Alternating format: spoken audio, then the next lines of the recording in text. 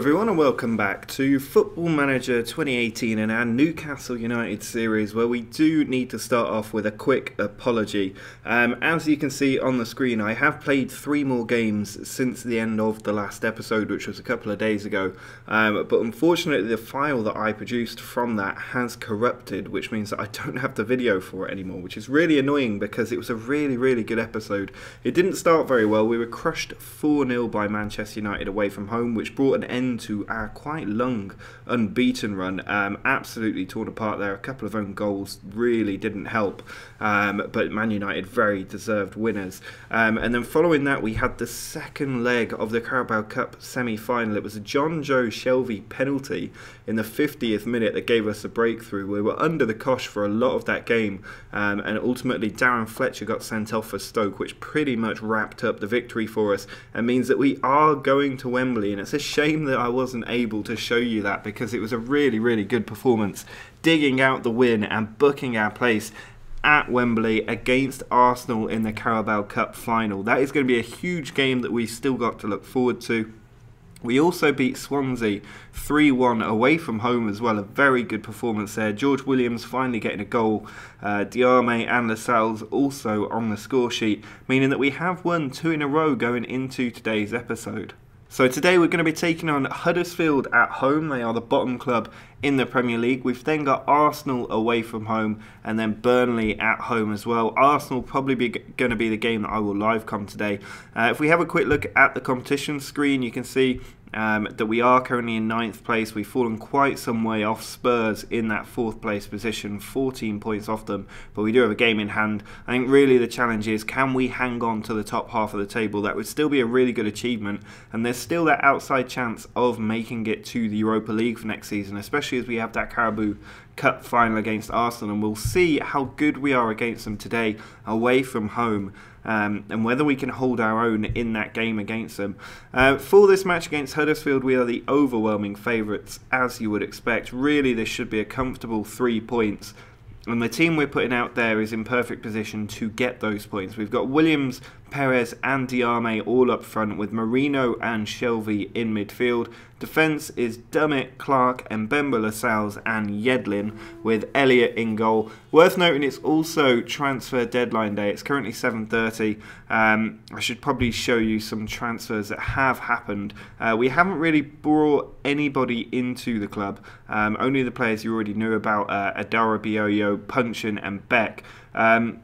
But quite a few have left in January. So Hosselu went for £4.9 million, Mitrovic went for £4.4 million, Atsu for just £6 million, Richie went for £12.25, which is a good chunk of money, £2 million for Isaac Hayden, very cheaply sold. We've also let Lejeune go for £7.5 million. We'll almost certainly get all of that money. And Carl Darlow has also gone to Crystal Palace for just £1.2 million.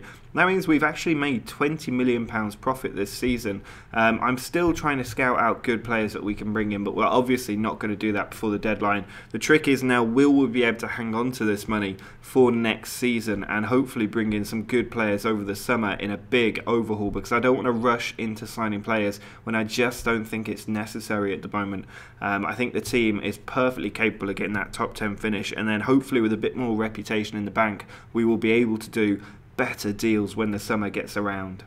Elliott sends the ball forward. He is now our #1 keeper. Marino gets after the ball for Huddersfield. He finds Moy. Now Grzycki over to Palmer. Good position for a shot, and it's just gone wide there. We need to make sure Elliott doesn't get lax after Carl Darlow is sold. I'm sure he will be fine. But when the bid came in for Darlow, I felt I needed to just free up that space, because Carl Darlow was unhappy in the club. And I think almost all of the unhappy players have now left the team, which will improve morale massively. Marino now finding Diarme. It's Yedlin over the top. Ayoze Perez is in behind, is in on goal, and it's saved by the keeper. Williams with a corner. Still looking for that opening goal. He's looking for Clark. It comes down. Lascelles is there. Finds Shelvey. And that's a beautiful finish from John Joe Shelvey. Just hooking it into the far post. I expected him to strike it at the near, but he has found the back of the net in excellent fashion, and we have finally taken the lead. Williams with a corner. Can we get another goal? Looking for Lascelles. It comes down to Marino, and it's just wide of the post. Kieran Clark sends it forward to Dummett. Now Marino onto Perez. Finds Diarmid a lot of space. He's got players around him. He picks out Yedlin. 2 at the back stick to aim for, but he's gone for goal and he's been putting that ball well wide. Elliott sends the ball forward. Header comes from Moy, but comes towards Clark. Now Shelvey to Marino. Perez trying to turn, picks out Diarmid. There's a run to his left, but he can't find him, and Palmer can bring the ball away for Huddersfield. Shelvey with another good tackle. He's been impressing me recently. Now Perez over the top. Diarmid is in behind. He had a man at the back post, and he really should have tried to find him. Instead, he's blasted it well over the bar. Marino with a free kick, just 10 minutes left. He's looking for Diarmid. The header comes out low. The person chasing after it. Now Grzycki. We've got to be careful on the counter here from Huddersfield. Kachunga puts the ball over the top, and it's come through to Mooney. He finds Grzycki in a good position, goes for goal, but Elliott with a very good catch.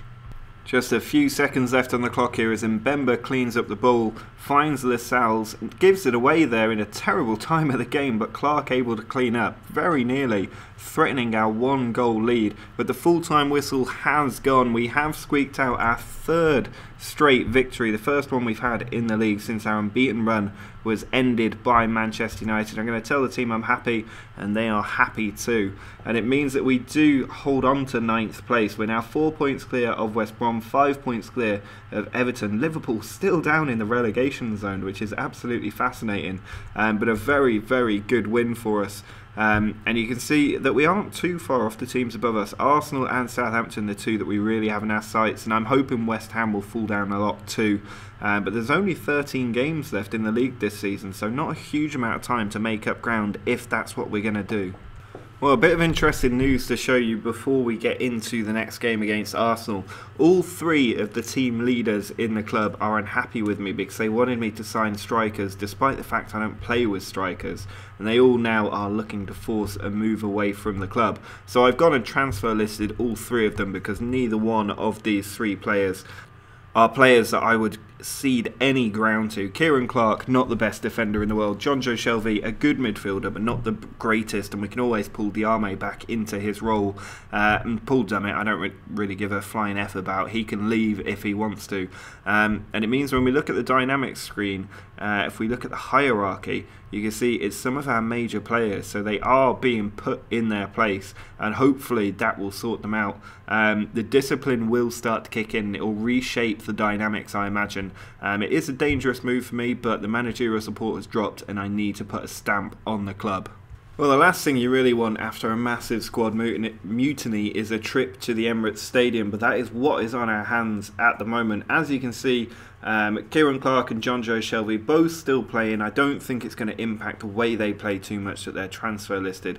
And Shelvey has had a bid come in from Stoke for only about £6 million, not a huge amount of money, but I'm willing to take cut price for a lot of these players just to get them out of the team, because I want to build my own team. I don't expect almost any of these 11 players to be around in 1 or 2 seasons time, so it's about getting in any money I can and trying to rebuild the squad from the ground up. Haidara has come in for Dummett because Dummett is useless and I really don't want him in the squad after he's decided to leave, so Haidara will be playing at left wing back.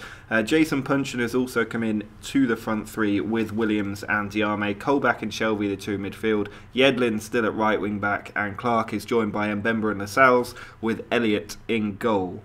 Onto the pitch.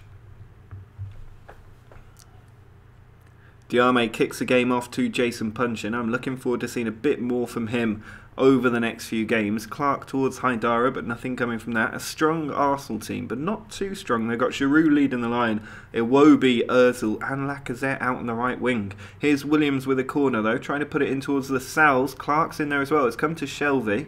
He plays it into Jack Colback, who finds Clark, and Shelvey and Clark combining to get a goal. They're both up in the shop window, and they have definitely not done themselves any harm by contributing to that goal. A very, very good link there, and we have taken the lead at the Emirates in the first 15 minutes. Elliott now launching the ball forward towards Puncheon. Ramsey heads it on. It comes down to Lacazette, who's on the right hand side, and it's dangerous. He's got Giroud in the middle, and there is Giroud. It hits the crossbar, and Alex Iwobi following up for an easy finish. A very quick start here. 1-1 just 15 minutes into the game, and we need to be careful, otherwise we could be opened up if we keep letting them come at us like that. Elliott with a goal kick sends it long towards Jason Puncheon. Mustafi with the header. Now Lacazette plays it into Ramsey. Onto Cazorla. He finds Alex Iwobi. Back across to the other side of the pitch now, and a huge amount of room for Bellerin. He's got in behind, he's got players to cut it back to. He tries to, and Alex Iwobi is in there for his second of the game. We were just totally exposed down our left flank. Bellerin made the most of it. It was a well-placed ball as well, and Iwobi first time finishing past the keeper, and it could be a massacre after this. It's Ramsey back to Ozil. He goes for goal, and he's found the bottom corner as well. It's now 3-1 at just 25 minutes in, and this could quite quickly become a rugby score if we don't get a handle on the situation. And another highlight here, straight from the kickoff, Diame to Williams. If we get another goal here, it would show that we are competing with Arsenal. Clark sends the ball forward to Haidara. Now Colback. He's given the ball away. Ozil, though, does the same. Clark to Mbemba. Now John Joe Shelvey forces it out wide, but Iwobi cuts it out. Kolasinac. Forward to Iwobi again. Good tackle there. Now Williams. Back to Yedlin. Colback over the top, and Jason Puncheon is in behind. Can he finish? He takes on check, but he can't get the shot past him. And they do get it away, Arsenal. So it remains 3-1. 25 minutes in. Half an hour in now.